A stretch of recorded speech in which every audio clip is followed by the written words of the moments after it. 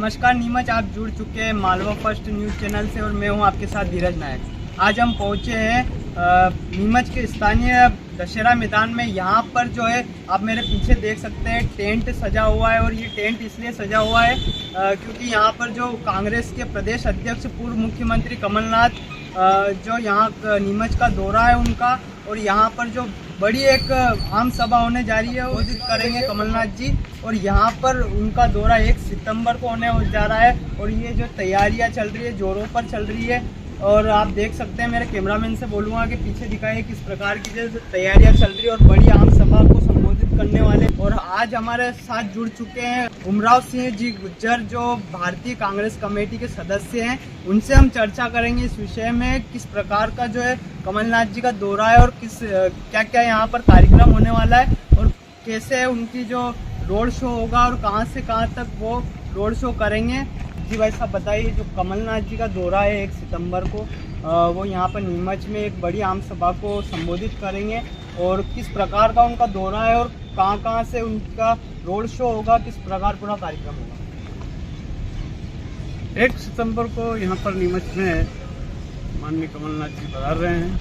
उनके स्वागत के लिए इस पूरे क्षेत्र में अपार जन समुदाय यहाँ पे आएंगे और उनका स्वागत करेंगे। इस तरह से एयरपोर्ट पर उतरने के बाद लगभग प्राइवेट बस स्टैंड और फव्वारा चौक से वो यहाँ पर रोड शो के रूप में यहाँ तक उनको लाया जाएगा।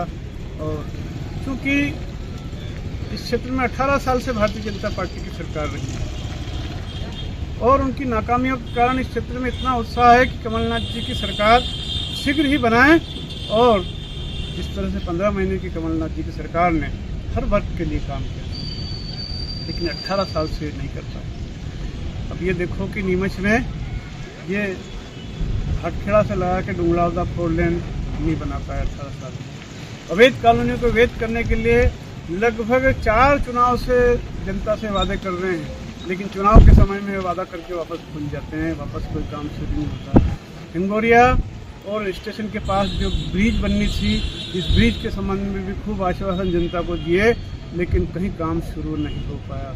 इसी तरह से बंगला बगीचे की समस्या को लेके जब जब यहाँ आते हैं पूरा मंत्रिमंडल लेके आऊँगा और इस समस्या को हल करके जाऊँगा, लेकिन इन 18 सालों में वो ना कोई मंत्रिमंडल आया, ना इस समस्या को हल किया है। इसलिए यहाँ की जनता ये चाहती है कि सरकार को शीघ्र बदले। इन्होंने ये कहा कि किसानों की आय को दुगना करने का काम कर रहे हैं 20 सालों से पहले, लेकिन किसानों की आय तो दुगनी नहीं हुई, किसानों की लागत दुगनी कर दी। ऐसी स्थिति में पूरा अपूर्व उत्साह है।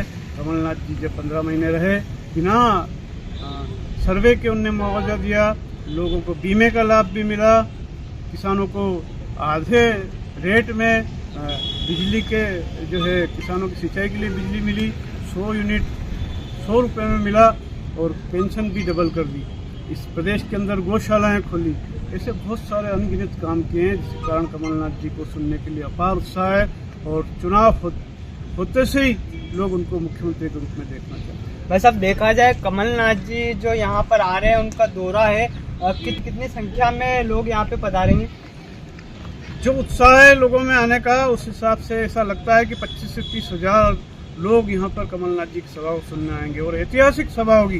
पहले कभी इतनी बड़ी सभा मुख्यमंत्री को लेकर नहीं हुई है, उससे बड़ी सभा यहाँ पे होगी। और आने वाले समय में चाहे जो भी यहाँ पे भारतीय जनता पार्टी के नेता हैं, इतनी बड़ी सभा कभी नहीं होगी, इतनी बड़ी सभा यहाँ होने जा रही है। भाई साहब देखा जाए यहाँ पर सुरक्षा को लेकर किस प्रकार की तैयारियाँ चल रही है, किस प्रकार से यहाँ पर सुरक्षा रखी जाएगी? यहाँ पर जो है ये पुलिस प्रशासन का काम है सुरक्षा, लेकिन फिर भी यहाँ पे कांग्रेस के कार्यकर्ता और सेवा दल के कार्यकर्ता यहाँ पे सुरक्षा की दृष्टि से चारों तरफ बड़ा ध्यान रखेंगे कि कोई भी अप्रिय घटना न घटे, कोई मंच वंच नहीं टूटे, इस बात का ध्यान रखा। मुख्य उद्देश्य क्या माना जाए? कांग्रेस सरकार लाना, ये उनका मुख्य उद्देश्य रहेगा? कमलनाथ जी का मुख्य उद्देश्य है कि इस प्रदेश को आगे बढ़ाना। इस प्रदेश में जो है बेरोजगारी है आज की स्थिति में, वो कैसे दूर हो। यहाँ जो समस्याएं लोगों को, चाहे पानी की समस्या हो, चाहे सड़क की समस्या हो, इन समस्याओं के लिए जो है वो काम करेंगे। कि स्वास्थ्य की समस्याओं के लिए वो काम करेंगे।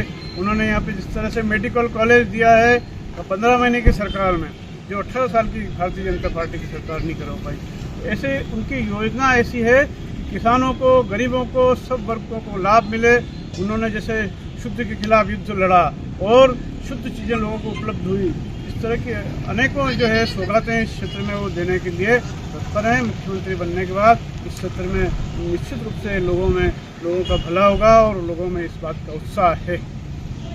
देखा जाए भाई साहब, अभी जो है चुनाव भी नज़दीक है। अगर कांग्रेस की सरकार बनती है तो क्या क्या कांग्रेस जनता को सौगातें देगी, किस प्रकार से विकास कार्य करेगी?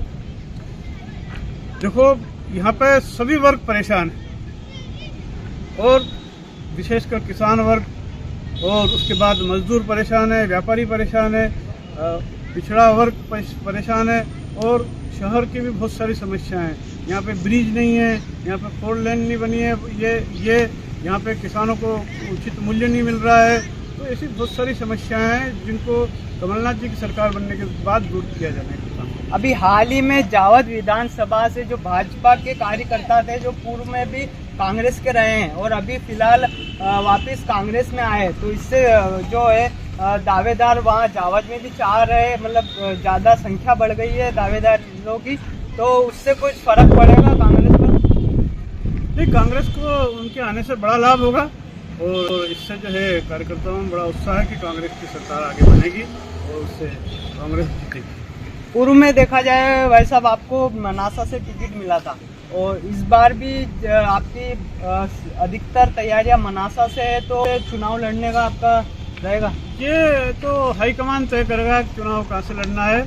मैं नीमच का रहने वाला हूँ और मैं नीमच के लोगों से हमेशा मिलता जुलता रहता हूँ और नीमच के लोगों के बीच में ही रहना चाहता हूँ।